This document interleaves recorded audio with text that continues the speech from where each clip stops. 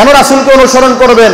আল্লাহ রাব্বুল আলামিন সূরা আশ-শুআরা আয়াত 107 108, সূরা আশ-শুআরা আয়াত নাম্বার 107 108, আল্লাহ রাব্বুল আলামিন কি বলেন একটু দেখেন। আল্লাহ বলতেছেন, ইন্নী লাকুম রাসূলুন আমিন ফাত্তাকুল্লাহ ওয়া আতিউন।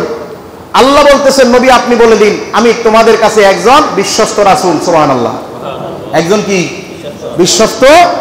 সুতরাং আল্লাহকে ভয় করো, আমি নবীর অনুসরণ। কি বলছে? আল্লাহকে ভয় করো, আমি নবীর।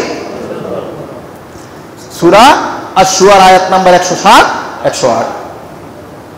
এবার দেখেন সূরা মুহাম্মদ আয়াত নাম্বার 33, সূরা মুহাম্মদ আয়াত নাম্বার, আল্লাহ কি বলতেছেন এখানে দেখেন, ইয়া আইয়ুহাল্লাযিনা আমানু আতিউল্লাহ ওয়া আতিউর রাসূল। সূরা নিসার 59 নম্বর আয়াতের প্রথম অংশের সাথে এখানে মিল আছে না নাই? আছে না নাই? কথা বলবেন, ঘুমান কেন? আছে।